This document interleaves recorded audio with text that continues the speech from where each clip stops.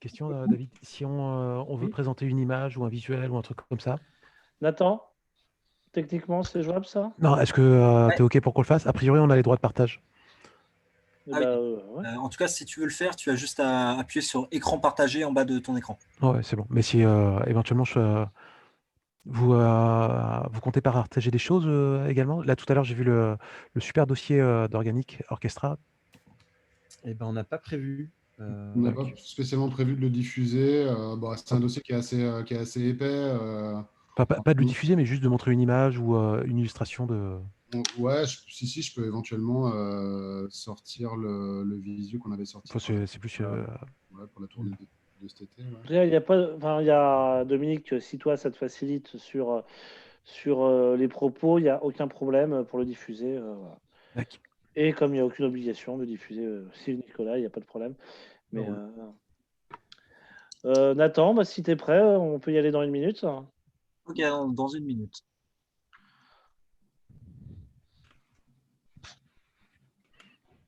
Et donc oui, on doit rendre, on arrête vers 19h45. Désolé, hein, on a dû réduire pour des questions techniques et de partage de webinaire. Mais je pense qu'on aura assez de temps pour s'exprimer tous ensemble. Oui, tu n'oublieras pas de dire un petit mot pour Najma du We Love Green. Oui, tout à fait. Ouais. Bah, limite, si tu as si tu les connais bien, Judith. Non, je les connais pas. Non, je les connais pas particulièrement. Je connais le festival We Love Green et toutes leurs actions faites pour essayer de réduire les émissions de carbone. Ouais. C'est parti. C'est parti. Et ben dans 20 secondes, comme ça.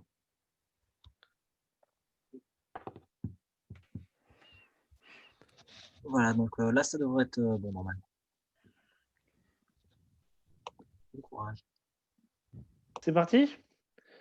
Bonjour à toutes et à tous et bienvenue sur un nouveau débat dans le cadre des États généraux du droit à la fête porté nationalement par le collectif Culture Barbare.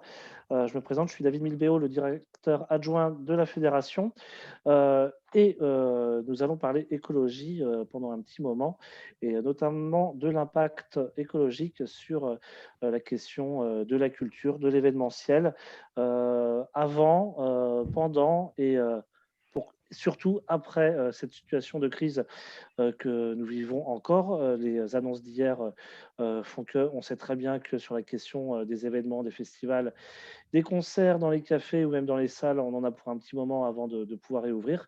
Mais l'idée, c'est d'anticiper. Donc, c'est pour ça que nous avons décidé de travailler sur aussi la question écologique. Pour rappel, les États généraux du droit à la fête se déroulent depuis lundi et se termineront dimanche prochain, donc du 23 au 29 novembre, avec une amplitude de débats et d'ateliers. Ça part de la précarité aux prestataires de services, aux cafés-concerts, aux petits théâtres indépendants, aux salles de spectacle évidemment, des débats de fond sur, par exemple ce soir à 20h, est-ce que la Covid est-elle liberticide, le droit à la fête versus les protocoles sanitaires. Voilà, donc je vous laisse aller voir toutes et tous, publics et intervenants, l'ensemble du programme sur le site du collectif Culture Barbare. Et évidemment, l'idée de toutes ces rencontres, c'est d'en sortir un livre blanc qui sera remis au président de l'Assemblée nationale, Richard Ferrand, et à l'ensemble des députés pour pouvoir assumer avec l'ensemble du secteur et des partenaires nos préconisations, nos propositions, mais aussi des municipalités, aux maires de petites communes comme des grandes, et notamment à Madame le maire de Nantes, Johanna Roland, qui est aussi présidente de France Urbaine, ce qui nous permettra de toucher l'ensemble des agglomérations. Le contexte étant établi, je pense que nous allons pouvoir partir sur cette question écologique. Et je vais laisser à Judith et à Jeanne de Belle de Jour, lieu de vie, Café Culture de Nantes, présenter le pourquoi du comment et nos intervenants sur cette table ronde. Alors oui, aujourd'hui, on a décidé d'aborder la question de l'écologie dans le spectacle vivant pour cette table ronde, parce que c'est les valeurs éthiques et responsables sont des valeurs inhérentes au projet de Belle le Jour, que ce soit dans notre cuisine, notre sélection de boissons, dans notre sélection d'activités ou notre programmation culturelle. On essaye d'être éco-responsable à tous les niveaux. Donc, en une année d'existence, on a accueilli plus de 50 artistes des Pays de Loire dans des... dans du cirque, pour des concerts, du cirque, du conte, de la magie, du théâtre d'improvisation, des spectacles très variés. Et aussi, on a proposé des activités qui sensibilisent notre public justement à toutes ces questions écologiques. On a installé un compost chez Belle le Jour, on a accueilli des ateliers de fabrication d'instruments de musique à partir de matériaux recyclés, de fabrication de cosmétiques à base de pigments naturels. Voilà, ça fait vraiment partie du projet de Belle le Jour, autant que le social, mais en tout cas, ça en fait vraiment partie. Et moi, ce que je trouvais intéressant dans cette table ronde d'aborder l'écologie dans le spectacle vivant, c'est que je trouve que cette crise, cette mise à l'arrêt du secteur culturel, elle est terrible, on l'a subie tous. Pour autant, je trouve qu'elle a obligé les professionnels du secteur culturel à repenser le local. Parce que, en fait, c'est plus possible de penser international. Donc, on ne fait plus venir fièrement un artiste de l'autre bout du monde. Par contre, on accueille des artistes locaux en résidence pour des ateliers ou lors de tournées de territoire, comme l'ont fait Ezra et son équipe pour Oniri. Donc voilà, j'ai commencé un petit peu à présenter du coup avec nous aujourd'hui. On a Ezra et Nico Dorbon de la compagnie Organic Orchestra qui viennent de terminer une tournée à vélo de leur spectacle Oniri. Voilà, je les laisserai se présenter plus précisément tout à l'heure. Et puis, on a également Dominique Béard du réseau Éco-événements, qui œuvre pour la sensibilisation des publics et des professionnels sur l'organisation d'événements éco-responsables. Pareil, je le laisserai se présenter plus tard. Merci Judith. Et il faut aussi qu'on excuse au dernier moment l'équipe de We Love Green qui aurait dû être présente aujourd'hui et qui initie un gros travail sur la diminution des empreintes carbone, notamment sur les événements culturels, que ce soit les festivals ou autres. Voilà, empêchement de dernière minute. Ça arrive même en numérique, d'avoir des contraintes de dernière minute. Et voilà, on espère qu'on pourra discuter avec l'équipe de We Love Green plus tard. Comment ça va se dérouler? Eh bien, tu le disais, Judith, vous allez vous présenter au niveau de vos structures, de votre rapport à l'impact écologique dans la culture, dans le spectacle vivant et dans les lieux que vous pouvez fréquenter, que ce soit des lieux fixes ou que ce soit des événements organisés de façon ponctuelle. Et puis, par rapport à ce que l'on vit en ce moment, comme le disait Judith, en effet, peut-être que eh bien, dans les côtés positifs, même si ce n'est pas toujours facile à en trouver en ce moment, que ce soit économiquement, moralement et socialement au niveau de cette crise, peut-être que là, il y a quelque chose à faire avancer sur l'écologie. On pourrait dire dans la restauration, moins de papier avec moins de menus papier, on passe au QR code. Voilà, ça fait partie des choses qui sont présentées pour la réouverture plus tard. Mais vous, en tant qu'acteur du développement durable et culturel, voilà, quelles sont vos expériences récentes et comment vous avez vécu ces confinements et comment vous le vivez actuellement et quelles sont vos propositions à venir. Je propose qu'on commence par Ezra. Et bonjour à tous.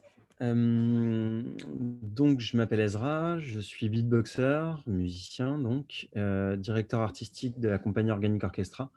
avec laquelle on crée des formes qui sont du spectacle vivant, des arts numériques mélangés là-dedans. Enfin, on aime des formes assez pluridisciplinaires, transdisciplinaires même. On aime bien se déplacer dans nos pratiques à l'intérieur des spectacles concrets. Et voilà, aujourd'hui, je viens parler sur toute la démarche qu'on a depuis 3 ans maintenant, autour d'une création qui s'appelle Oniri, et dont Oniri 2070, qui est le deuxième répertoire, le deuxième spectacle, a commencé à tourner en ce début d'été. Voilà, qui est une tournée qu'on essaie de faire le plus possible à vélo, dans un rapport assez réduit, en essayant d'avoir un rapport le plus sobre possible à l'énergie dont on a besoin pour faire nos spectacles, au déplacement, etc.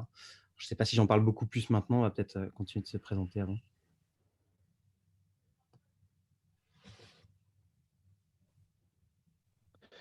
Oui, oui, Nicolas, tu peux enchaîner et après on ira dans le vif du sujet. Nicolas, il faut que tu réactives ton. Eh oui, le micro. Bonsoir. Donc Nicolas Dorbon, moi je travaille dans la compagnie Organic Orchestra depuis 1 an et demi maintenant, 2 ans, chargé des différents projets de la compagnie, des projets de spectacle. Alors ça va de la diffusion à la production, à la régie et un petit peu de communication. Voilà, sur un truc un peu à 360 degrés autour de, là, en ce moment, particulièrement du spectacle Oniri, mais bon, on aura peut-être l'occasion d'en reparler sur les futures créations à venir de la compagnie qui seront assez fortement impactées par ces enjeux écologiques, quoi. L'exemple de vos spectacles, des futures créations, on va prendre ce prisme, on va dire plutôt de vos structures, mais ça peut permettre derrière d'imaginer le champ des possibles au niveau national pour d'autres compagnies, d'autres structures et d'autres lieux ou organisations qui accueillent du spectacle vivant. Donc, en effet, ça sera tout l'intérêt de votre expérience et de vos projets. Et enfin, Dominique, avec qui j'ai pu visiter quelques festivals il y a quelques années sur ces questions vraiment du développement durable au niveau des événements culturels. Bonjour, merci, merci de m'accueillir. Donc je m'appelle, Dominique Béard, je travaille au sein de l'association Réseau Éco-Événements. L'association, a pour objectif de faire entrer en transition écologique l'ensemble des acteurs, des filières événementielles, donc que ce soit, culture, spectacle vivant, mais également, événementiel, professionnel, par exemple un salon, un séminaire. Et sportif et populaire. Et donc, par exemple, notamment dans populaire, on pourrait mettre des fêtes de la musique, 14 juillet, fêtes d'école, vide-grenier et tout ça.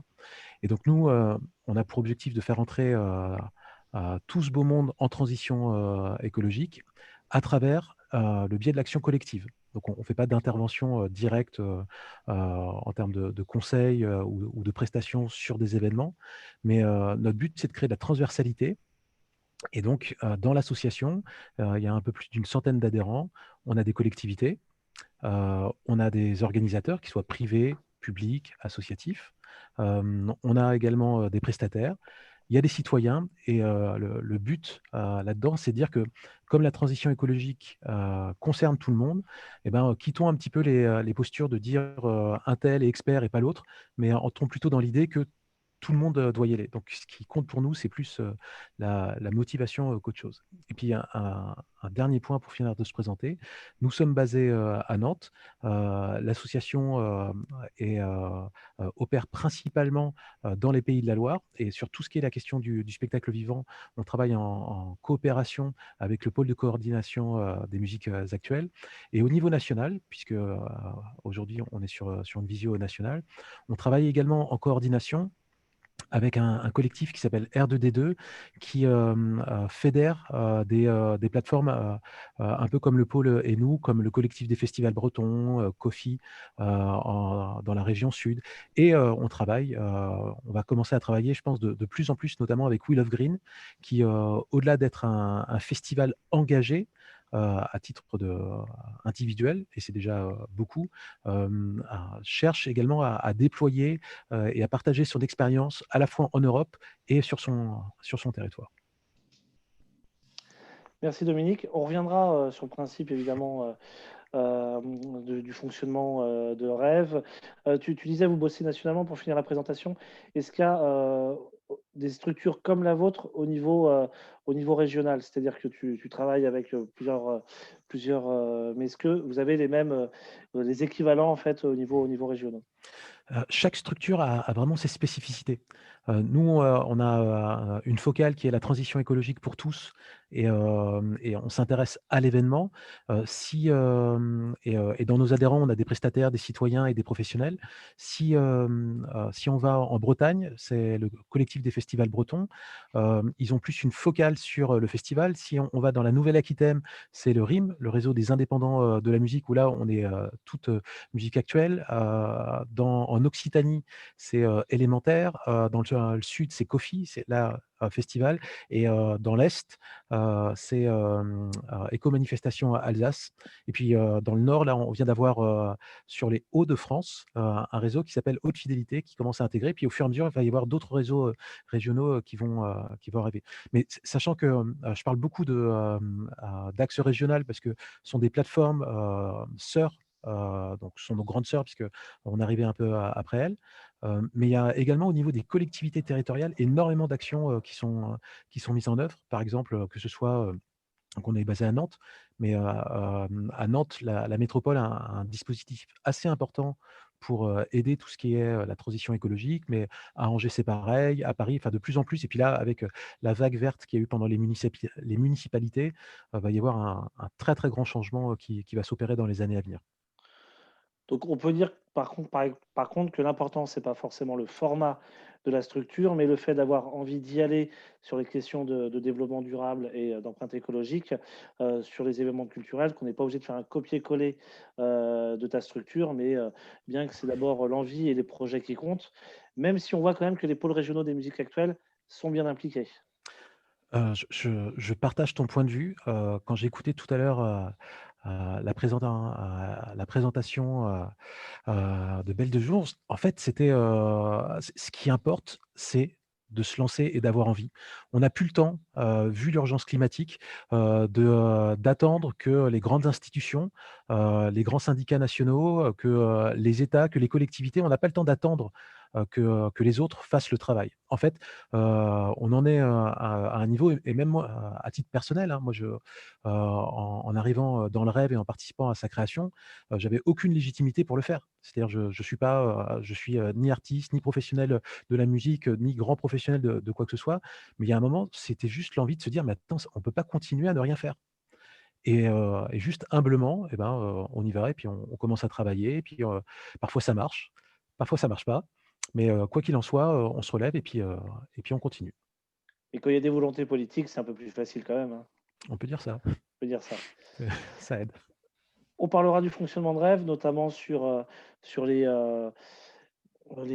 paliers à passer, sur les différents, notions de niveau de développement durable. Parce que c'est, voilà, je sais le travail que vous faites, par rapport à ça et c'est assez intéressant de le présenter parce que, l'idée, c'est de pas toujours, être à 100 parfait, sur ces questions-là, mais d'y aller, petit à petit. On y viendra tout à l'heure. Nicolas, Ezra, je vous propose peut-être d'évoquer votre histoire par rapport à votre implication sur cette question-là, dans vos spectacles et dans vos projets. Vincent, je te laisse commencer. Ben, euh, la démarche autour d'Oniris, ça a été un mélange d'envie de pouvoir voir la route autrement quand on tourne. La première tournée qu'on avait montée il y a 2 ans et demi, c'était à la voile, en fait, entre Brest et Nantes, à faire des concerts dans les îles du Ponant, là, et essayer de changer un peu notre rythme et notre rapport à la route entre les dates, quoi. Et puis, on a voulu prolonger ça. C'est quand même une logistique de faire des tournées en bateau. C'est une super expérience, mais voilà, c'est une logistique un peu importante. Et on a voulu essayer quelque chose d'un peu plus agile avec le vélo. Et en essayant de monter des parcours de territoire. Alors, les problématiques de base, c'est que moi, je me suis retrouvé voilà, au travers de projets clairement musique actuelle à bouger à travers le monde jusqu'à aller au Japon pour 48 heures ou des choses comme ça qui sont qui font beaucoup, enfin ça donne beaucoup de plaisir en termes d'expérience, de rencontres, tout ça, mais c'est quand même c'est beaucoup de dépenses énergétiques et humaines et tout court, enfin, voilà, de faire ce genre de choses. C'est pas hyper cohérent. Et du coup, on a eu envie de revenir à peut-être quelque chose qui était plus logique dans le passé, c'est-à-dire d'avoir des tournées qui soient plus saisonnières autour d'un projet. Je vais te laisser après, Nico, parler plus de ça, de la partie de tournée, mais autour d'un projet qui nous amènerait, enfin, qui nous amenait, nous, à imaginer à quoi ça peut ressembler nos pratiques dans 50 ans. En l'occurrence, on a pris la partie des gens qu'on a fait parler sur le monde qu'ils voient dans 50 ans. On a tissé une cité archipel comme ça qui s'appelle Oniri, qui est une cité mouvante, donc fictionnelle, qui va naître à la fin des années 60. Et on met ça en musique et en vidéo avec Alex Mashfeld, avec nos pratiques de sampler de la matière en direct, de faire de la boucle, et de tout réaliser en direct, que ce soit en vidéo ou en musique, c'est à peu près la même pratique. Et on se demandait, qu'est-ce qui pourrait significativement changer? Alors, on n'a pas remplacé, on n'a pas les ordinateurs du futur ou ce genre de trucs, mais on avait envie de garder des pratiques qui sont proches de celles qu'on a aujourd'hui, mais de pouvoir réduire d'autres choses, en l'occurrence l'énergie dont on a besoin quand on fait des représentations. Le premier pari, ça a été de faire des spectacles qui consomment moins d'1 kWh, c'est-à-dire un par dans une salle de spectacle ou une bouilloire, quoi. En faisant de la musique amplifiée, de la vidéo, de la lumière, en s'adressant à des jauges adaptées à ça, parce qu'on déplace l'ensemble de nos outils de diffusion. Donc des jauges à la base de 100 personnes. Aujourd'hui, on se rend compte qu'on peut faire s'adresser à des publics un petit peu plus grands que ça, mais voilà. Et à partir de ces différentes contraintes qu'on a décidées au départ, on a essayé de faire en sorte que tout ça puisse être déplaçable à vélo et donc de monter des parcours qui soient les plus cohérents possibles, de ne pas se déplacer, d'arrêter de se déplacer pour une date à l'autre bout de la France, mais de réussir avec les partenaires à chaque fois à faire en sorte qu'on soit là sur plusieurs jours. Alors, éventuellement avec une date et des ateliers, mais surtout avec plusieurs dates, parce que on crée c'est super de rencontrer les publics lors d'ateliers de transmission pédagogique, ce genre de choses, mais on crée des spectacles pour jouer des spectacles. Et du coup, l'idée, ça a été de réussir à faire en sorte qu'à chaque fois, il y ait au moins 3 dates et que OK, aujourd'hui, le train ne nous permet pas d'emmener tout ce bazar-là sur des grandes distances. Enfin, la SNCF n'autorise pas vraiment ce genre de pratique. On est obligé d'utiliser encore le moteur à explosion sur les grandes distances. Mais par contre, une fois qu'on arrive sur un territoire, on laisse notre camion. Et il nous est arrivé de rester jusqu'à, comme ça, 15 jours, par exemple, en septembre, sur la métropole grenobloise, à aller même jusqu'un peu dans les montagnes et à jouer dans des parcs et autour d'un lieu qui était à la base un théâtre, la scène nationale en l'occurrence de Mélan. Et pendant quelques mois avec eux, on a vu comment aller chercher tout un tas d'autres acteurs sur ce même territoire qui pourraient porter une tournée qui soit un vrai parcours, quoi. Et On peut dire que la contrainte écologique, qui n'est pas forcément une contrainte, mais plutôt l'objectif écologique, a induit le format du spectacle et votre façon de penser les déplacements. ouais, ouais, tout à fait. Et c'est ouais, le serpent se mord la queue un peu, mais c'est effectivement le fait d'avoir cherché à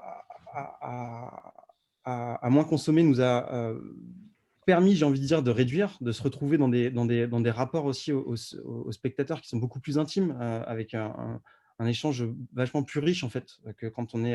Alors c'est super hein, d'avoir du gros son, de se retrouver à des milliers dans des prés ou dans des salles, mais il y a quand même quelque chose de plus puissant, je crois, qui se passe dans l'échange qu'il y a avec le public quand on n'est pas beaucoup. Et ça, c'est les contraintes, en l'occurrence, de sobriété énergétique qui nous y ont poussé, quoi, ou qui nous y ont repoussé. Et ouais, je ne sais pas si je réponds à ta question. Mais... Si. Alors, ça veut dire que des jauges réduites par les gestes barrières et contraintes sanitaires ne vont pas forcément te déranger, toi, dans la vision de futurs spectacles? En fait, en l'occurrence, nous, on a eu un peu cette chance d'avoir un spectacle, d'avoir ce spectacle-là qui était prêt à ce moment-là. En fait, on était censé commencer à jouer dès mai. Ça s'est un peu décalé avec les histoires de confinement et tout.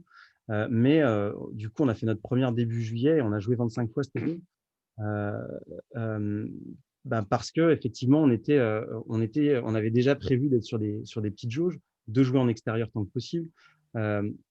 qu'il y a cette autonomie avec laquelle nous, on se déplace, d'avoir nos systèmes son, toute notre régie avec nous, ça a permis d'être assez flexible. Donc, des endroits où il y avait que certaines dates, il y a même eu une augmentation du nombre de dates pendant cette période, malgré les difficultés-là. Ouais, ça nous a permis… D'abord, cet enjeu de jauge et de jouer de préférence en extérieur, je pense, nous a permis de pouvoir maintenir. Et puis, en fait, des partenaires qui ont eu le courage en fait, de maintenir ces dates-là aussi. Alors, ça a été des partenaires à tous les niveaux d'ailleurs. Hein. Ça a été des petits lieux, ça a été des institutions aussi, des collectivités qui ont décidé de maintenir, etc. Chaque soir, on se posait la question si ça allait sauter, surtout qu'on s'est retrouvé à plusieurs moments dans des zones qui rougissaient très fort.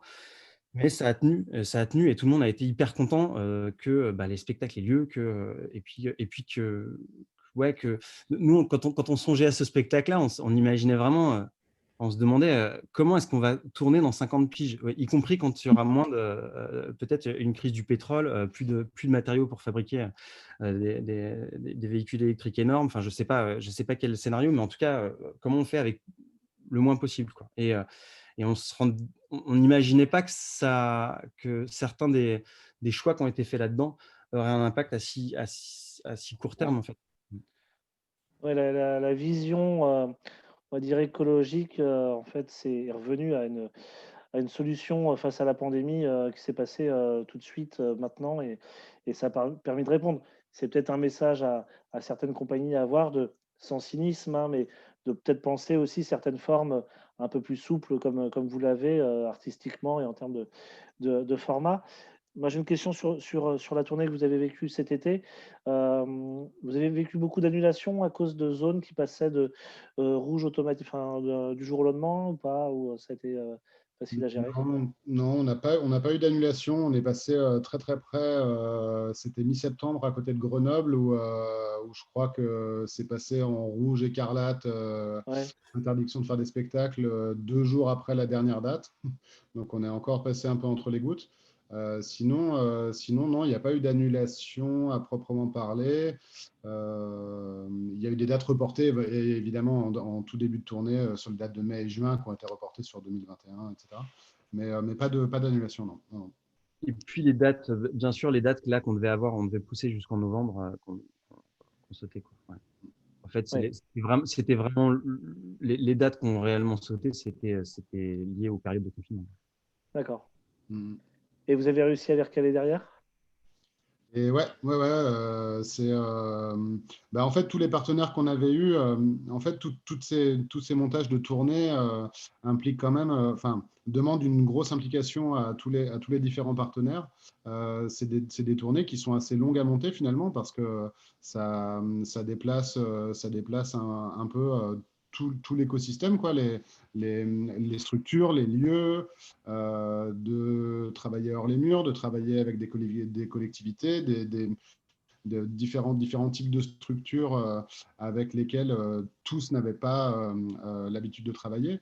Et du coup, ces projets qui ont mis un petit peu de temps à se monter et pour enfin arriver à une tournée effective sur un territoire, tous les gens, toutes les structures en tout cas pour lesquelles ça a été annulé, avaient évidemment pas envie de laisser tomber et de se dire on a déjà commencé tout un travail de coopération pour que ces tournées aient lieu, donc on va maintenir ça. Et puis la crise avançant, toutes ces questions-là sont devenues encore plus présentes et on a aucun partenaire qui nous a lâchés en nous disant que c'était trop compliqué à monter et qu'on allait reporter à plus tard ou annuler.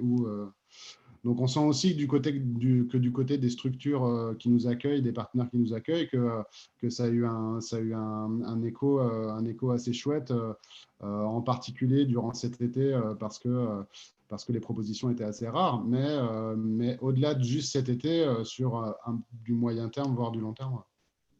Sur les reports de date par rapport à l'empreinte carbone que vous essayez de minimiser au maximum, on a pu le voir dans d'autres débats qui ont eu lieu là, dans le cadre des États généraux ou des discussions qu'on peut avoir avec des tourneurs, développeurs d'artistes, notamment en musique, que ce soit d'aller de café-concert ou scène de musique actuelle ou festival. Les tournées, comme tu le disais Nicolas, doivent être faites de façon cohérente. Si on part de Brest pour aller à Toulouse, c'est sûr qu'il vaut mieux avoir un chemin. Là, elles sont éclatées aujourd'hui, c'est-à-dire que les dates, en termes de projet cohérent, ça devient très compliqué. Donc forcément, il y a un impact écologique et financier, parce que pour les groupes notamment, c'est une perte d'argent par rapport à ce qu'ils vont toucher. Est-ce que toi, dans les reports, vous avez réussi par rapport à votre projet à trouver ces solutions-là pour éviter de tout désorganiser sur la tournée globale? Ouais, et en fait, bah, même ces reports-là, on les a imaginés de la même manière qu'on a imaginé les tournées au départ. En fait, en fait, on n'a pas reporté les dates à une période précise qui était plus propice pour telle structure ou telle autre structure, mais on est resté dans ce principe de tournée de territoire et où ben, s'il y a 2 dates, 3 dates, 4 dates qui sont reportées, bah, ces 3 dates seront reportées à une période l'année prochaine où on sera peut-être pas très très loin géographiquement, ou en tout cas, si on est un peu plus loin géographiquement, on ne viendra pas. Enfin, on garde le même principe de ne pas venir jouer pour une date, mais de garder ce principe de tournée de territoire. Donc finalement, il n'y a pas. En fait, c'est des montages de tournée qui nous impliquent autant nous que les structures qui nous accueillent. Et donc, jusqu'à la réalisation du projet, on va faire en sorte de rester cohérent avec ces principes-là, quoi. Donc c'est un peu un appel à l'intelligence collective, dans le sens où on le voit aujourd'hui, il y a un bouchon, je pense notamment dans la musique, il y a un bouchon de programmation dans les salles ou dans les festivals, et donc ça implique totalement une désorganisation justement des tournées. Ce serait quoi la solution pour l'éviter au maximum? Alors ça, c'est une bonne question. En tout cas, il y a un élément. Tu réfléchis, hein, Nicolas. Il y a un élément qui, je ne sais pas si ça floute, si c'est un bout de réponse, mais ça nous oblige à avoir pas mal de temps à l'avance, en fait, pouvoir monter ces tournées cohérentes. Et donc, ça implique tellement d'acteurs aussi sur un même territoire que, enfin, il y a quelque chose qui devient important pour tout le monde, d'essayer de faire en sorte que ça ait lieu. Ça, c'est une chose. Ensuite, pour la prochaine saison, enfin, on est quand même dans l'attente, enfin, dans l'expectative. Les gens ont vachement de mal à se positionner, même sur l'été prochain, sur la manière dont ils vont pouvoir. Enfin voilà, les gens ont du mal à se positionner là aujourd'hui. Donc, ce qu'on essaie de continuer de faire, c'est d'avoir au moins 3-4 partenaires importants avec lesquels on entretient ce dialogue-là. Et du coup, avec ces 3-4 partenaires qui correspondent à chaque fois à un territoire différent, eh ben, on voit comment cette tournée va pouvoir se monter à 6-8 mois. Certaines des tournées, ça a été 1 an et demi à l'avance, en fait, qu'on a commencé à voir. C'est pas forcément rentré dans le timing de la saison en cours, etc. Il a fallu que chacun trouve aussi les manières de pouvoir le monter. Voilà. C'est aussi du temps qui Ouais. donne Et la puis force. on a eu aussi le cas de figure de report de dates qui ont été reportés en 2022, justement parce que l'année 2021 était beaucoup trop incertaine pour imaginer reporter ça sur un mois de mai ou de septembre ou d'octobre de cette année. Et du coup, bah, il y a des structures qui ont préféré se projeter encore plus loin et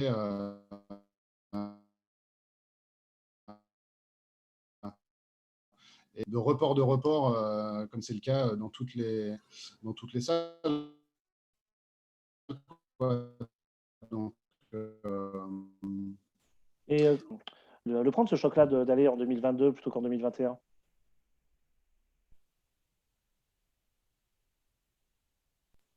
Ouais, c'est c'est sûr. Après, c'est là que ce temps un peu plus long, il est il est aussi déjà une chose de base, c'est qu'on n'est pas dans des fonctionnements de tournée promotionnelle, quoi. On n'a pas d'actu qui justifie dans une période parce que il y a des enjeux promotionnels qui vont derrière, etc. On n'est pas spectacle, quoi. On fait des choses qui sont vivantes tout le temps. C'est pas évident et l'économie autour de ça est loin d'être facile, quoi. Ça implique des positionnements de la part des pouvoirs publics, ça implique jouer exclusivement pour du privé, c'est compliqué, quoi. Enfin, pour des espaces petits et privés qui ont une économie qui ne sort que des bières vendues, effectivement, c'est compliqué, quoi. Ça implique de faire des tournées qui sont encore plus rapprochées, encore plus denses, plus importantes. Enfin, il y a des modèles à ça, mais c'est encore plus exigeant, en fait, en termes de tournées, quoi. Et du coup,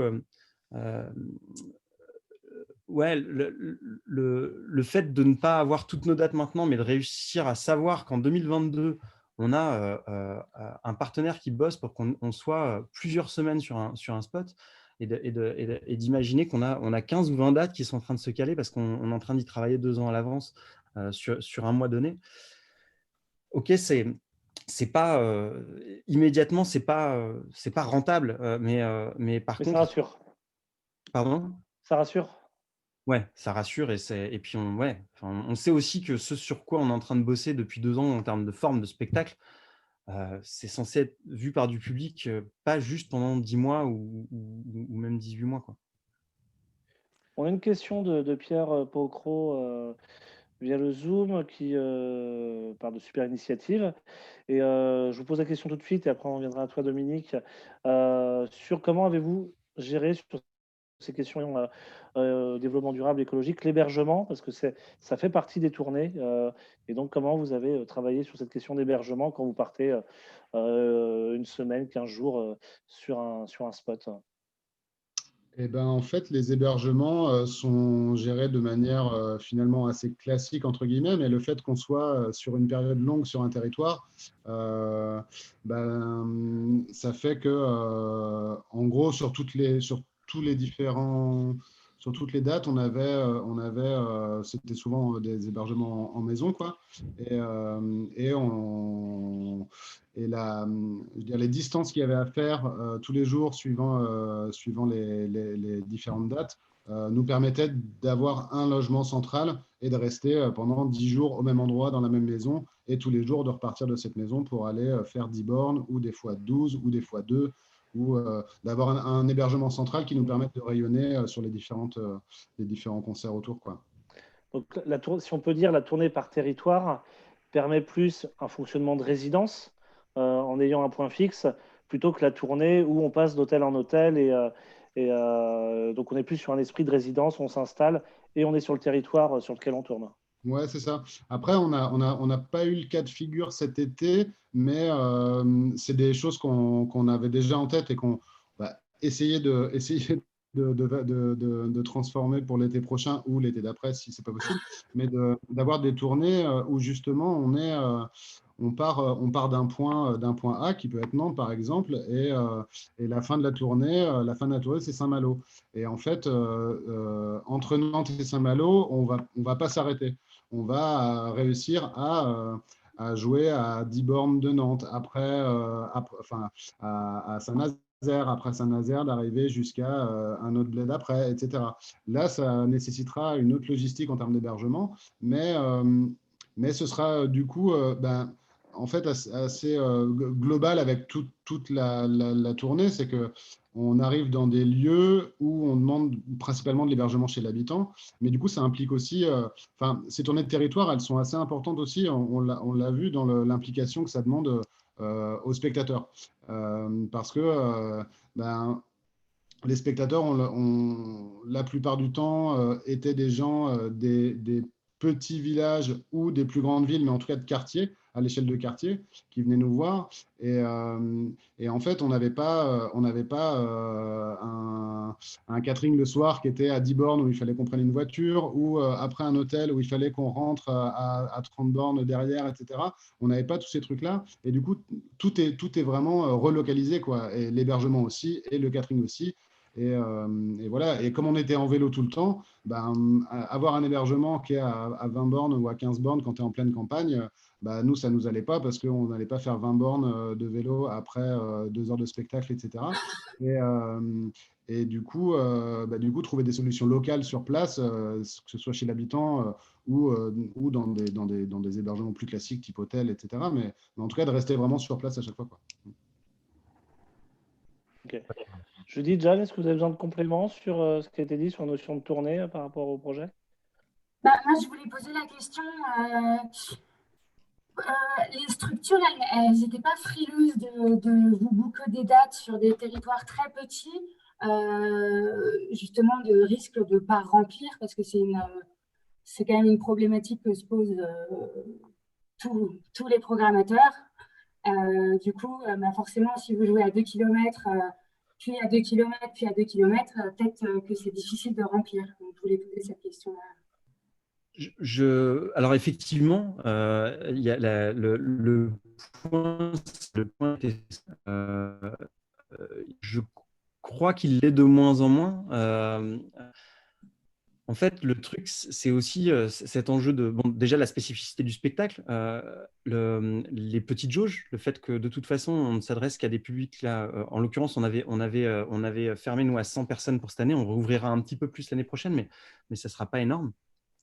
En fait, la plupart du temps, quand il y a des problématiques de public pour les petites formes dans un territoire, c'est souvent des problèmes de communication, en fait. Enfin, je veux dire, là, on parle, si jamais on fait 10 dates de 1000 personnes au total, sur une ville comme Nantes, par exemple, 1000 personnes, c'est vraiment pas beaucoup, en fait. Enfin, ça permet de monter quand même des tournées qui commencent à devenir un petit peu conséquentes quand on parle à chaque fois de petites jauges. Donc, oui, il y a des habitudes d'exclusivité sur des territoires, etc. Ça fait partie des habitudes en fait des lieux. Et puis je pense qu'il y a un appétit aussi pour quelque chose de spécifique qui va se passer de manière très très événementielle dans un lieu. Voilà, la chance de pouvoir être là pile le soir où ça passe dans sa ville, tout ça. Là, moi, je suis content qu'il y en ait qui ait plein de partenaires qui sortent de ça, à qui ça pose pas de problème et qui réfléchissent plutôt à comment est-ce que le fait qu'il y ait une série comme ça va plutôt aller chercher les publics avec lesquels ils travaillent d'habitude, en fait, quoi. Et cette notion de hors les murs et de monter aussi des petits partenaires avec des partenariats avec nos lieux d'accueil, que nos lieux d'accueil montent eux-mêmes des partenariats sur leur territoire. Je pense que ça. Il n'y a pas eu vraiment de problème de jauge, en fait. Là, on a eu typiquement je reparle de la tournée de Grenoble parce que c'était notre plus grosse et c'était aussi celle qui était pleine tous les soirs, en fait. On était pendant 15 jours là et il y a eu du monde tout le temps. Et puis, moi, je voulais rajouter aussi par rapport à par exemple, la tournée qu'on a fait avec le VIP à Saint-Nazaire. Donc, il y a eu une date qui devait jouer sur le toit de la base sous-marine qui finalement a été repliée dans la salle pour des raisons d'intempéries, etc. Les 2 autres dates étaient dans le parc de la Brière, juste après, à Montoire de Bretagne et Saint-Malo-de-Garsac. Et en fait, le retour qu'on a eu de l'équipe du VIP, c'était que sur ces dates-là, en fait, ils ont eu quelques habitués, des adhérents du VIP, des gens qui viennent régulièrement voir les spectacles à Saint-Nazaire, dans la salle, etc. Mais par contre, sur les 2 dates qu'il y a eu à Montoire de Bretagne et à Saint-Malo-de-Garsac, la majorité du public, c'était des gens du bled, quoi. Et en fait, le fait de monter ces tournées-là, ouais, on en revient toujours au truc de la coopération. C'est que quand une petite communauté de communes s'approprie un projet comme ça et veut le défendre et sait qu'ils ne sont pas tout seuls parce qu'il y a une autre structure qui va programmer le spectacle le lendemain ou 2 jours après, qu'il y a un truc qui se construit globalement, en fait, indirectement, ça fait que tous les gens sont impliqués dans cette tournée. Donc, que ce soit je sais pas, des employés municipaux qui vont venir faciliter tel ou tel accès, il va être un peu intrigué par le projet et puis il va peut-être en parler à quelqu'un de sa famille ou venir voir le spectacle. Et voilà, donc ça, en fait, ça change un peu aussi les rapports de public à spectacle, quoi. Et en fait, on va chercher un peu les gens chez eux. Alors, c'est arrivé des fois qu'on arrive dans des endroits où on touche des publics qui seraient jamais venus si on avait joué dans des salles, et puis qui, bon, au bout d'une demi-heure, le spectacle ne les a pas convaincus, ou voilà, ils ne sont pas trop rentrés dedans, et puis ils s'en vont, mais n'empêche qu'ils ont fait la démarche de venir voir ce spectacle qui jouait à 20 mètres de chez eux. Et en fait, tout ce travail-là, notamment sur le bilan que nous a renvoyé le VIP à Saint-Nazaire, c'est typiquement des choses qu'ils vont remettre en place régulièrement, en fait, parce qu'ils se sont rendus compte que, notamment à Saint-Garçac, ils n'avaient jamais collaboré avec la structure qui gère le parc national de Brière. Et il se trouve que la collab s'est hyper bien passée, et que voilà, ça va petit à petit faire en sorte que les habitants de ce bled vont se dire que régulièrement, il y a des propositions qui sont proposées chez eux, et qu'ils ont la liberté de venir le voir ou pas. Ok. Si on doit retenir quelque chose, c'est s'il y a un appel auprès des collectivités territoriales, c'est bosser entre vous, quelle que soit l'échelle du territoire, pour faire avancer les choses. Je propose qu'on passe ça à Dominique, qui nous a présenté donc Ecorev tout à l'heure. Comment vous fonctionnez au niveau justement de l'implication de vos partenaires, des collectivités, des associations sur ces questions-là? Est-ce que je peux ne pas répondre à ta question? Tu Mais, peux ne pas répondre. mais plutôt, en fait, je voudrais réagir par rapport à ce que j'ai entendu. Tu vois, par exemple, sur les questions sur lesquelles tu as, commencé à poser, sur l'impact social et économique que le Covid a eu sur la tournée d'Ezra. Là, je trouve que c'est un point qui est hyper intéressant, parce que on écoute ces questions et puis on pourrait se dire, OK, c'est quoi le lien avec la transition écologique? C'est-à-dire là, on est en train de nous parler juste de gens qui développent une forme qui leur est particulière avec leur sensibilité artistique. Et à la limite, bon, je sais pas, ils nous ont pas parlé de déchets, ils nous ont pas parlé. Et en fait, je trouve que c'est hyper intéressant, parce que les difficultés que la Covid a générées sur votre tournée, votre spectacle, alors même que vous avez une petite forme qui est hyper résiliente, hyper agile, qui vous n'êtes pas une tournée nationale avec 3 quarts et un plan de feu surnaturel. En fait, faut juste rappeler que ce qui s'est passé là, ou ce qu'on est en train de vivre, le Covid-19, c'est une répétition de ce que serait une transition écologique subie ou ratée. Parce que, en toute simplicité, ce que nous, en fait, quand on parle de transition écologique, il faut quand même juste dire à quoi ça sert. Enfin, alors je sais que tout le monde est au courant et que tout le monde est abreuvé d'informations, mais c'est quand même bien de commencer à rappeler ça. Parce que la Covid a généré une désorganisation complète dans le secteur culturel et puis dans l'économie générale en France. Et en fait, la transition écologique, il va se passer la même chose. C'est-à-dire que ce que nous expliquent tous les scientifiques, c'est que les changements climatiques, c'est plus de phénomènes météorologiques, c'est-à-dire avec une fréquence un peu plus importante, et surtout des phénomènes plus dangereux. Ce qui s'est un peu passé dans la vallée de la Vésubie. C'est-à-dire, vous savez, ces traînées qui ont tout détruit sur leur passage. Ça, c'est pas le changement climatique. En revanche, l'accélération de ce nombre d'événements, ça, c'est du changement climatique.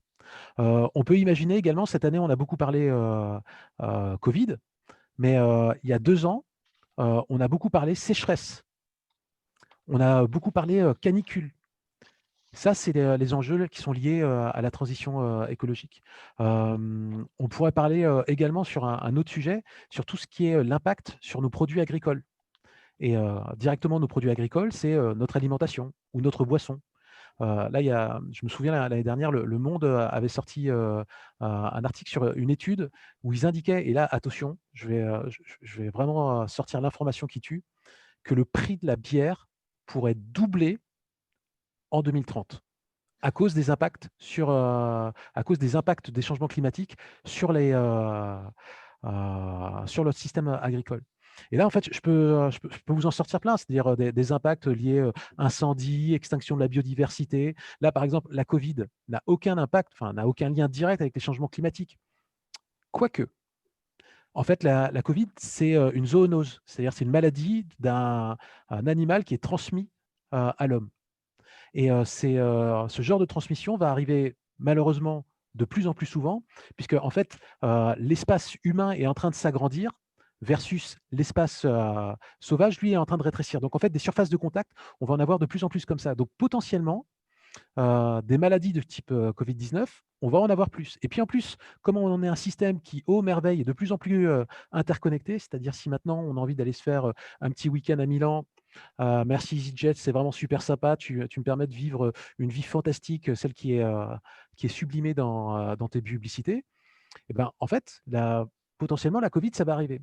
Donc, quand je vous écoutais présenter votre tournée, je me disais, ben, toutes les difficultés que vous êtes en train de présenter sont des retombées économiques et sociales qui pourraient survenir sur la filière de tous les gens qui veulent faire la fête. Et en fait, les changements climatiques, l'extinction de la biodiversité, c'est ni plus ni moins que la fin d'une certaine insouciance et d'une certaine qualité de vie et simplicité qu'on a jusqu'à maintenant. C'est-à-dire, c'est un monde qui est de plus en plus incertain d'un point de vue physique, météorologique, mais également d'un point de vue social. C'est-à-dire, on voit dès le moment où on commence à avoir des soucis dans notre organisation socio-économique, comment le système sécuritaire est en train de se mettre en place. Aujourd'hui, c'est tous anti-Covid et aujourd'hui, c'est des lois de sécurité globale.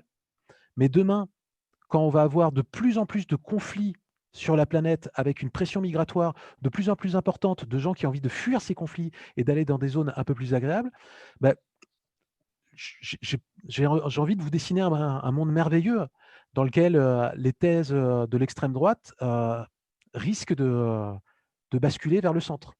Et donc, ce n'est pas un monde drôle que les changements climatiques sont en train de nous envoyer. C'est-à-dire, ce qui s'est passé aux États-Unis avec Trump pourrait très bien nous arriver assez rapidement en France.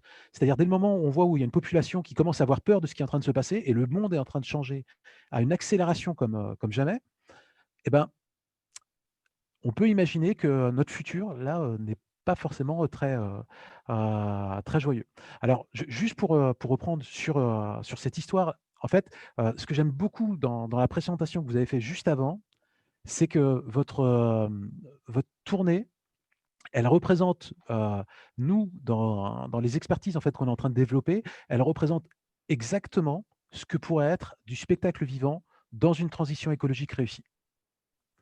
Et ça, en fait, on aurait pu commencer, vous auriez pu commencer à nous dire, alors, nous, on a décidé d'enlever les gobelets en plastique. Et là, on aurait tous, ouais, génial, on a mis des gourdes, ouais, le truc énorme. Et genre, ce qui est bien, attends, je dis pas parce que mettre des gourdes, c'est compliqué. Enfin, plus l'événement, plus le spectacle est grand, c'est-à-dire si on va voir les amis du Hellfest ou des très grands festivals, c'est pas simple de mettre ça en place. Mais vous avez attaqué notamment le sujet qui est vraiment le sujet à enjeu majeur, à savoir les déplacements. À savoir, en fait, est-ce qu'on se pose la question de l'intérêt des lieux qui accueillent en premier, ou plutôt, est-ce qu'on se pose plutôt la question de l'intérêt du fait artistique qui lui tourne? C'est un petit peu, si on regarde, la même question que la relation qu'on a vis-à-vis de l'alimentation. Est-ce qu'on se nourrit? C'est-à-dire quand nous, on se nourrit, on dit bah, aujourd'hui, j'ai envie d'avoir un hamburger avec telle viande et je vais avoir des tomates dans mon hamburger. Ouais, mais en fait, on est en plein hiver là. Ouais, mais moi, je m'en fous. Moi, dans mon hamburger, je veux des tomates parce que j'aime bien avoir, genre, on m'a éduqué avec la tomate. Donc, est-ce qu'on continue à dire moi, je veux, et donc peut-être un questionnement à avoir vis-à-vis des lieux, des salles, des festivals, ou est-ce qu'on se pose plutôt la question comme on fait en agriculture raisonnée, en agriculture biologique, de dire, OK, chers agriculteurs, qu'est-ce que nous avons à disposition? qu'est-ce que vous êtes capable de nous fournir aujourd'hui sur le territoire? Comment se sont passées vos récoltes? Est-ce que, question viande, question, fromage, question, autres produits, question maraîchage, comment ça s'est passé? Et peut-être que l'avenir de la transition, enfin l'avenir sur le spectacle vivant, c'est, de refonder fondamentalement, la manière d'aborder, les tournées, que ce soit plus finalement comme par exemple quand on va au Biennale international, du spectacle, sur, place, des Tournées, où on voit en fait, que, ce sont peut-être les lieux qui choisissent en fonction de leur programmation pour avoir une cohérence éditoriale sur leur programmation. Mais peut-être que ce qui serait intéressant, ça serait que, ce soit qu'on pose la question, de dire: «Ben, moi je suis un artiste, voici quelles sont mes disponibilités, voilà quel est mon cheminement, qu'est-ce que vous me proposez de faire?» Et de revenir plutôt à quelque chose, ça c'est ce qui s'est toujours passé et c'est ce qui se passait notamment avant cette période merveilleuse que nous sommes en train de vivre, à savoir cette, histoire d'amour que nous avons avec le pétrole et avec le nucléaire. Et on et comme avec le pétrole et le nucléaire, on peut se déplacer autant qu'on veut, bah, du coup maintenant, les déplacements finalement, que vous vous déplaciez, aujourd'hui à Grenoble, demain à Lille, ensuite vous allez à Houston et puis vous repassez, un crochet par l'Inde, c'est pas, c'est pas très grave. Donc, en fait, vraiment sur cet exemple, mais merci pour ça parce que vous nous montrez, des illustrations, de demain. Est-ce que vous Et m'autorisez à vous montrer 2 illustrations du futur? Dominique, Ouais, je Dominique, parle trop, pardon. non, non, non, c'était puis, sur le fait d'être revenu sur, de contextualiser, c'était au contraire très intéressant et notamment sur, l'impact, aujourd'hui écologique sur le repli sur soi-même. Il est vrai, il est important et c'est ce sur quoi nous, en tout cas je pense ici, on ne veut pas aller, donc c'est pour ça qu'on se retrouve toute cette semaine. Par contre, ce qui était très intéressant et je rebondis là-dessus, tu as pas quand tu parles de nourriture, tu parles de saison et Ezra et Nicolas en parlaient aussi dans leur façon de fonctionner dans leur tournée, de saison. Et donc, c'est-à-dire, si on est sur tel territoire en janvier-février, on ne pourra pas, si on est à Grenoble en janvier-février, on ne pourra pas aller du côté de Bayonne la semaine d'après parce que le fonctionnement de la tournée ne le permet pas. Donc, au même titre que la nourriture, penser saisonnalité et intelligence collective, c'est pour ça que j'ai, de façon un petit peu, pas provocatrice, mais voilà, on va vraiment être sur des bouchons au niveau des programmations, de se dire que voilà, il y a quelque chose à peut-être rebasculer sur la façon d'organiser les calendriers. Je te laisse présenter tes tableaux, en lien avec le travail des Corèves. Bon, allez, je vous montre, 2-3 images parce que, actuellement, en fait, depuis le premier confinement, alors, moi, ça fait, 8 ans, à titre personnel, que je travaille, sur les questions d'éco-responsabilité, événementielle. On a vu 2, enfin, moi, dans ma perception, j'ai vu deux jalons un peu fondamentaux. C'est la démission de Nicolas Hulot, il y a 2 ans où il y a eu toutes ces marches pour le climat et où on a vu, mais quand même pas mal de monde réagir. Et puis, mais globalement, franchement, le secteur culturel, spectacle vivant, je voudrais pas en dire de mal parce que je travaille dans ce secteur-là et je voudrais pas me faire détester par les amis, mais franchement, il est pas très en avance. C'est-à-dire, je trouve que dans d'autres secteurs, les réflexions sont allées un peu plus loin. Mais c'est peut-être parce que, on place l'acte de création artistique au-dessus de tout et peut-être même au-dessus, du climat ou de l'environnement et qu'on n'ose pas re-questionner, que finalement, il y a finalement quelque chose au-dessus de l'artiste. Et puis il y a Justement, quels 2 sont ans vos outils? Quels sont vos hein? outils justement Allez, par rapport excuse-moi. je Alors voudrais me retourner Dominique, c'est pour ça, je voudrais qu'on arrive à voilà, aller à vos propositions, sur la façon d'améliorer justement, cette alors, transition la écologique. première proposition, en fait, je vais vous partager un écran, je vous montre juste, 4 images, c'est promis. Hop. Alors, est-ce que je peux vous montrer ça? Voilà. Ça, par exemple, c'est, un outil avec, lequel on travaille. Est-ce que vous voyez une espèce de fresque qui s'appelle «Avoir une vue d'ensemble»? Tout à fait. OK. Ça, c'est un outil qui est produit par un auteur, nantais qui s'appelle Julien Dossier, qui a créé la fresque de la Renaissance écologique. Et quand vous avez, expliqué au début que vous avez fait une vision en 2050, bah, ce monsieur, Julien Dossier, avec la fresque de la Renaissance écologique, il est en train d'aller voir toutes les collectivités, toutes les entreprises pour dire, et ben, changez et construisez le monde du futur. C'est-à-dire, il n'est pas uniquement en train de dire: «Oh là là, c'est horrible, on va tous mourir». Et donc ça, c'est un outil. Et ce qui est beau, c'est que, vous voyez, il est passé exactement par vos outils, c'est-à-dire la narration, le conte, la prospective. Je vous montre un autre concept qui est très intéressant. Vous avez peut-être entendu parler du Shift Project. Le Shift Project, c'est une. Alors là, normalement, je vous montre une autre image noire qui est censée apparaître. Vous la voyez? Alors, elle est un peu compliquée, mais elle explique juste que globalement, il y a des industries, il y a des usages, il y a des services, il y a des modes de vie, et notamment là, ce qui est bien, c'est qu'ils ont mis la culture et ils sont en train d'écrire un plan de transformation de l'économie française pour permettre d'arriver effectivement en transition écologique. Pour que le projet que vous nous avez présenté au tout début ne soit pas une belle exception et un joli symbole, mais que ça devienne la norme au fur et à mesure pour réussir à lutter contre les changements climatiques. Donc retenez bien ce nom, le Shift Project. Donc je vous ai parlé de la renaissance écologique, du Shift Project. Et puis un autre outil, et ça, cette espèce d'image que je vous présente, en fait, c'est la vision qu'on a, nous, de ce qu'est la transition écologique. C'est posons-nous la question, alors vous voyez tout en haut, du site d'accueil et de la relation qu'on a au site, et notamment en termes d'écologie, c'est le site d'accueil tant sur les questions de biodiversité que sur les questions de relation aux riverains, puisque le riverain est une espèce qui n'est pas en voie de disparition, au contraire, mais qui est une espèce à intégrer dans son écosystème. La question de la ressource et des sobriétés, l'eau, l'énergie, la matière, tout ce qui est imprimé, la question du numérique, on l'a vu avec le confinement, le numérique a explosé et va rester, je pense, durablement. La question des déplacements. Alors là, le Covid, ça a été merveilleux d'un point de vue déplacement, mais ce que nous présente ici Ezra et Nicolas, c'est voilà, la question de l'alimentation. Ça, par exemple, autant demander à quelqu'un de se déplacer en vélo, c'est pas toujours simple, mais de lui demander, par exemple, de faire attention à ce qu'il mange, plus de saison, un peu plus végétarien, c'est quelque chose de simple. La question de la santé,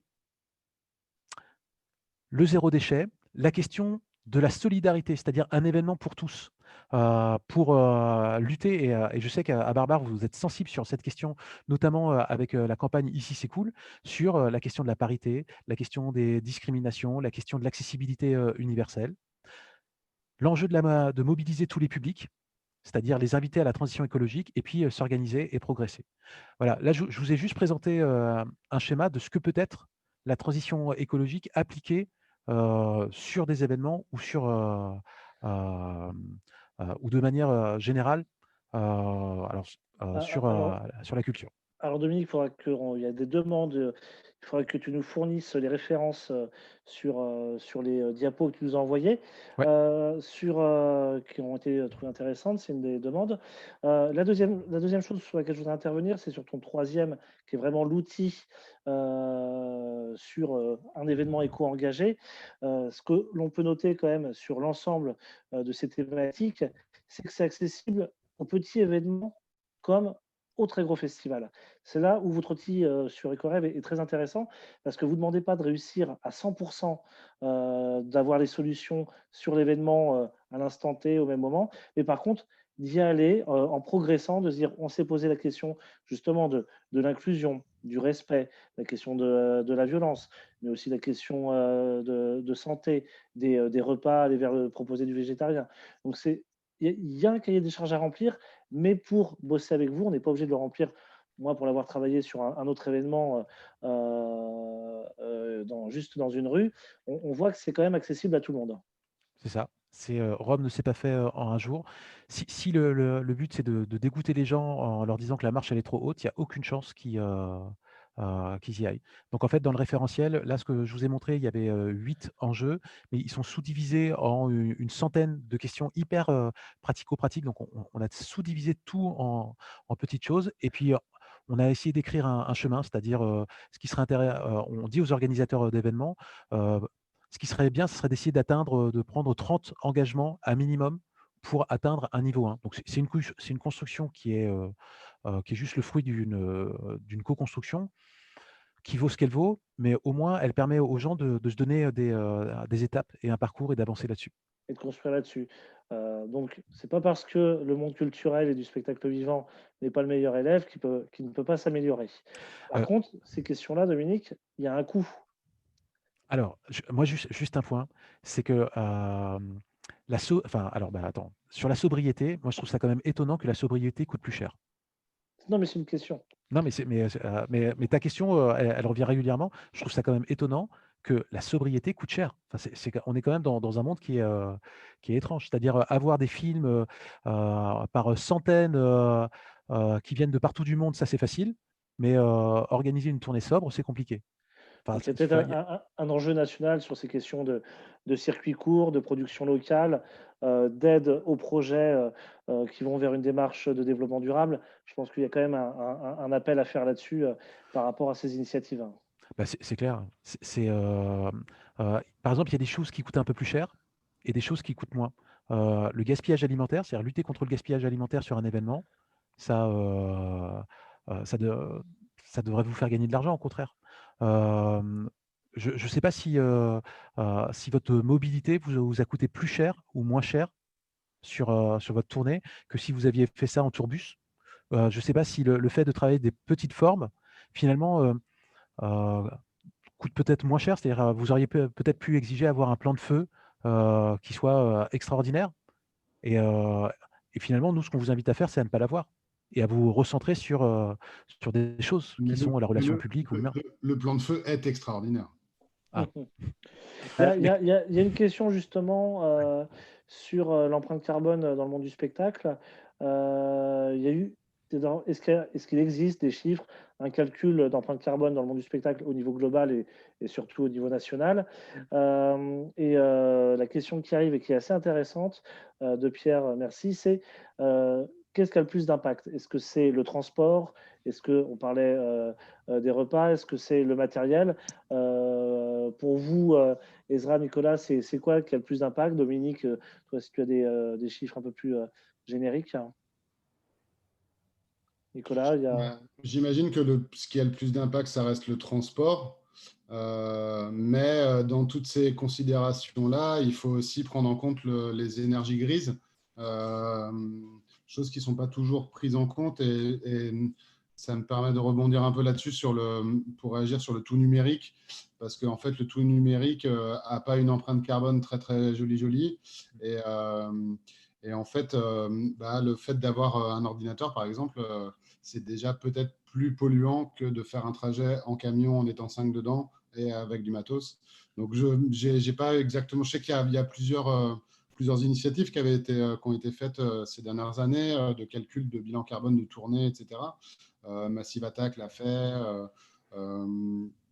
Trio. Pardon? Trio l'a fait. Enfin, il y en a plein qui l'ont fait. Ouais, mais je pense qu'il y a aussi toute une pollution qu'on ne voit pas vraiment, quoi. Enfin, qu'on refuse de voir, quoi. D'ailleurs, La réponse du numérique a souvent été facile. Et puis, il ne faut pas oublier que la rencontre entre le public et les artistes en vrai reste importante. Si au passage, il y a une organisation, des universitaires, je ne sais pas qui a envie d'essayer sur notre projet là, de faire une espèce d'étude d'impact, nous, ça nous très bien de nous y prêter, voir un petit peu ce que ça représente par rapport à d'autres modèles, quoi. On note ça, le message, si vous voulez servir de cobaye sur ces questions-là, ça pourrait être très, très intéressant, en effet. Judith, Jeanne, est-ce que vous avez des commentaires sur ce que vous avez entendu? Micro, Judith, le micro. Oui, peut-être sur l'histoire de repenser les rapports entre les programmateurs et les artistes, que c'est ce que disait Dominique. Je trouve qu'il y a quelque chose un peu... faut avoir... comment dire, quand on est artiste, il faut aimer se montrer, etc. Et donc, il faut croire en son projet artistique. Pour autant, il ne faut pas le placer au-dessus de tout, notamment dans la construction d'une tournée, etc. Et voilà, il faut que les programmateurs comprennent qu'ils dépendent des artistes, parce que sans artistes, il n'y a personne dans leur lieu. Et les artistes sont dépendants des programmateurs. Et je trouve que cette relation-là, elle n'est pas du tout égale. Et que bien souvent, c'est l'artiste qui est à la botte du programmateur et pas l'inverse. Et que là, j'ai l'impression de ce que vous avez réussi à construire dans la tournée d'Onery, justement, c'est d'installer un rapport égalitaire où finalement, ils sont presque autant acteurs que vous dans la création de cette tournée. Et c'est le fait d'investir les gens qui fait que ça marche en fait. Ouais, ça me paraît juste. Alors, c'est pas qu'évident. Il y a tout un tas il y a de manière tout à fait naturelle, tout un tas d'interlocuteurs qu'on pas répondu en fait à nos premiers appels. Nico a cette mission ingrate de la diffusion et effectivement, c'est long et laborieux. Par contre, quand il y a des accroches, ben, c'est des accroches qui sont vraiment chouettes, quoi. En fait, c'est des bouts d'aventure quoi, qu'on vit avec chacun des organisateurs là. Ouais, c'est cool. Et ça permet aussi qu'on soit impliqué même sur la relation que eux peuvent avoir donc avec leur public bien sûr, avec d'autres pairs lieux de diffusion, mais même leur rapport aux institutions en fait. Enfin, il y a un truc intéressant quand à un moment donné le lieu va aussi chercher le conseil départemental du coin pour réussir à faire en sorte que la tournée puisse être facilitée. C'est ce qui se passe là par exemple dans le 22 pour le mois de juin prochain. C'est une démarche qu'on est en train d'entamer dans la Sarthe aussi pour le mois de juillet. Voilà, c'est chouette. Enfin, on a matière à se faire grandir les uns les autres comme ça. Et j'en profite d'avoir rapidement la parole sur cet enjeu de territoire aussi parce que ça va bientôt finir. C'est que je crois qu'on a vraiment intérêt à démultiplier ce genre d'enjeu et à faire en sorte que ce genre de démarche puisse servir pour différentes équipes artistiques, à monter quand on réussit à tisser un réseau de 4, 5, 6, 10 lieux, de réussir à faire en sorte que ce soit un peu répété, le genre de schéma qui se passe sur les tournées, parce qu'on y gagne beaucoup en termes d'énergie, etc., dépenser d'énergie humaine. Et puis, voilà, déplacer les habitudes, ça en demande beaucoup. Maintenant, rendre quelque chose d'un peu répétable, ça en demande un petit peu moins, quoi. Et, non, mais c'est très intéressant que tu termines là-dessus, parce qu'on le voit, nous, depuis 3 jours, la notion de territoire revient à chaque fois, que ce soit pour la réglementation, l'écologie, la santé, voilà, le rapport au territoire et le travail entre les collectivités, les acteurs, actrices des communes ou des intercommunalités revient très souvent. On aurait encore beaucoup de choses à se dire. Il est 19h40, donc on approche de la fin. Il y a des conditions techniques qui font que on enchaîne et je vous invite tous, parce que le débat mérite d'être écouté, entendu et voilà, la Covid est-elle liberticide? On enchaîne sur les réseaux à 20h sur un débat porté par le collectif Culture Barbare. S'il y a vraiment voilà, si quelqu'un a quelque chose à rajouter ou en tout cas moi ce que je peux vous proposer c'est qu'on se retrouve après en vrai ou encore sur les réseaux pour continuer à réfléchir là-dessus. Judith, Jeanne, je vous remercie Belle de Jour pour avoir porté ce projet. Dominique, Ezra, Nicolas pour vos participations. Merci beaucoup. Nathan à la modération, merci.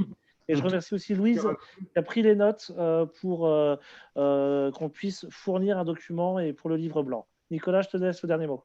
Ouais, je voulais juste rajouter un petit truc en fait qui est une partie importante du processus de création du dernier spectacle. C'est qui est venu de Kevin, qui fait partie de l'équipe, qui est lui ingénieur au départ, qui là s'est retrouvé régisseur lumière, alors qu'il n'a jamais fait de lumière, que le spectacle, c'est pas du tout son milieu professionnel. Et en fait, lui, il vient des low-tech, ce qu'on appelle les low-tech, en opposition au high-tech. Et en fait, toute cette philosophie low-tech, elle a aussi guidé pas mal les choix techniques de conception du spectacle, etc. Et voilà, cette philosophie globale du low-tech, elle est aussi très intéressante dans toutes les conceptions de spectacle, en tout cas. Et elles sont de plus en plus visibles, en tout cas. Et il y a de plus en plus de conférences, de choses pour... donc, allez voir le site du Low-Tech Lab, par exemple. Kevin a monté aussi un Low-Tech Lab à Grenoble. Il y a beaucoup de choses très intéressantes sur la résilience, comment faire de grandes choses avec très peu ou avec de la récup, etc. Enfin, voilà, ça participe aussi à... Ok, mais la résilience, on en parlera dans d'autres débats. Voilà. Donc les états généraux, ça continue jusqu'à dimanche prochain. Débat à 20h sur les réseaux du collectif Culture Barbare. Merci à toutes et tous. Et puis on n'a pas fini de parler de ça, tellement les enjeux sont importants. Bonne soirée. Merci. Merci d'avoir répondu présent, tout le monde.